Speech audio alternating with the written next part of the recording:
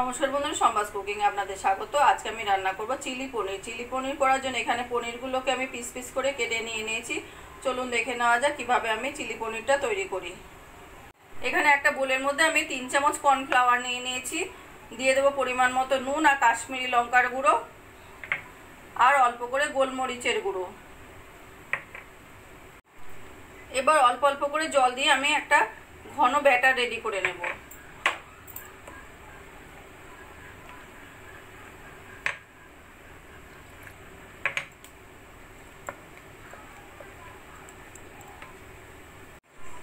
জল দিয়ে বেশ ঘন ব্যাটারটা রেডি করে নিয়েছি। এবার এই পনিরের পিসগুলো এই ব্যাটারের মধ্যে চুবিয়ে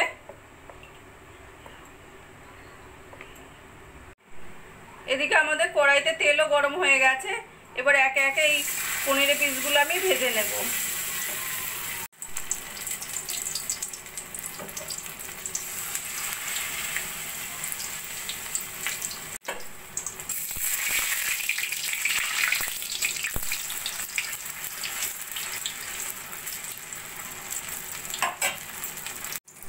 এই পনিরের পিসগুলো আমার সোনালি করে ভাজা হয়ে গেছে। এগুলো আমি এবার তুলে রাখবো। একইভাবে আমি বাকি পনিরের পিসগুলো ভেজে নেব। এই পিসগুলো আমার সোনালি করে ভাজা হয়ে গেছে। এগুলো আমি এবার তুলে রাখবো। কড়াইতে ওই তেলের মধ্যে দিয়ে দেবো কুচিয়ে নেওয়া রসুন, কুচিয়ে নেওয়া 4-5টা কাঁচা লঙ্কা, অল্প করে আদা, দিয়ে দেবো বড় সাইজের একটা পেঁয়াজ কিউব করে কেটে নেওয়া, আর দিয়ে দেবো ক্যাপসিকাম,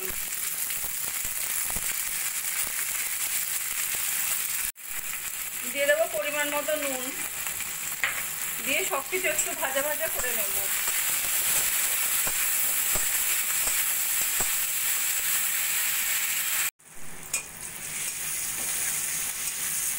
দু 3 মিনিট মতো ভেজে নিয়েছি।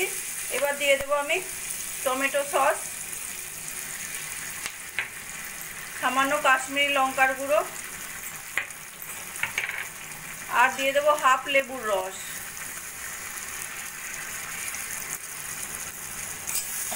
ভালো করে মিশিয়ে নেব।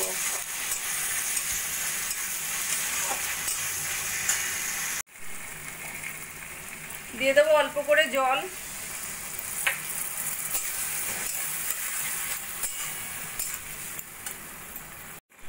আর ভেজে রাখা পনিরগুলো।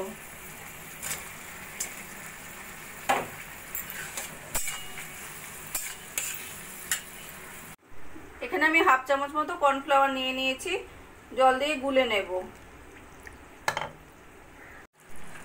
এবার দিয়ে দেবো আমি গুলে নেওয়া কর্নফ্লাওয়ারটা।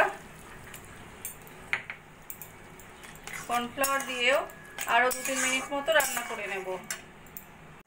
কর্নফ্লাওয়ার দিয়েও আরও 2-3 মিনিট মতো রান্না করে নিয়েছি। এবার সামান্য গোলমরিচের গুঁড়ো ছড়িয়ে আমি গ্যাসটা বন্ধ করে দেব।